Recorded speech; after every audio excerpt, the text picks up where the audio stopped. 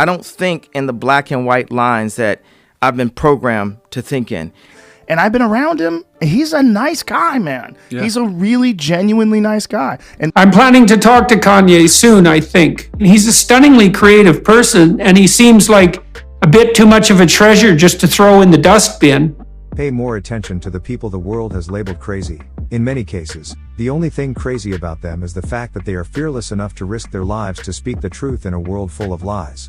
Evil hates light, which is why these elites will try everything possible to keep us in the dark. In this episode, we look at what Joe Rogan and Jordan Peterson think about Kanye West, the most hated and feared man on earth by the demonic elites. As we all know, Kanye West left the world divided last year when companies run by brainless people dropped him for allegedly anti-Semitic comments. His comments were labeled hurtful and out of order because he seemed to target one group of people. Perhaps he did, but did any of them attempt to comprehend his perspective? No. They just wanted to make it known that he had no right to speak out about what was going on, regardless of how much it affected him and his people. What makes me laugh is the fact that when Kanye talked about his people, no one dropped him, and no one made any silly comment about his words. Largely because they enjoy it when we are divided. Said, grounded in reality.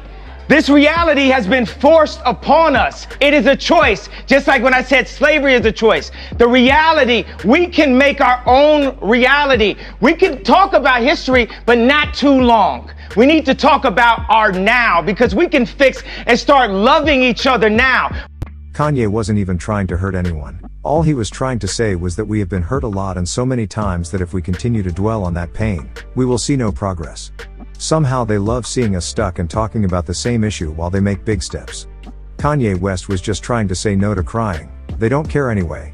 We might as well just use that time to make the most of ourselves rather than sit all day complaining to people who have shown us countless times that they don't care. Kanye West was so misunderstood in this issue, and he still got misunderstood later on when he complained about the people who run Hollywood for taking advantage of his people. As the elites tried so hard to break him by cutting ties with him and labeling him crazy so that people would stop paying attention to him, God was opening people's eyes and ears to see and hear the truth that Kanye was speaking. Every message was well received by the right people, who, for now, still stand with Kanye. Joe Rogan and Jordan Peterson are two of the few well-known people who refuse to be controlled by the elites over Kanye West.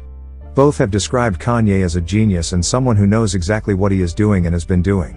I'm planning to talk to Kanye soon, I think. He's a stunningly creative person, and he seems like a bit too much of a treasure just to throw in the dustbin.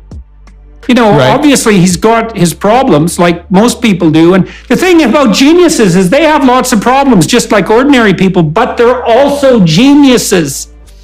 Yes. Yeah, yes, well, that's a good thing to keep in mind.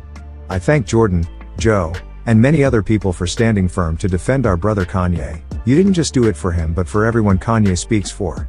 It's really difficult to stand for the truth nowadays. For you to sacrifice your lives, it means a lot to the world.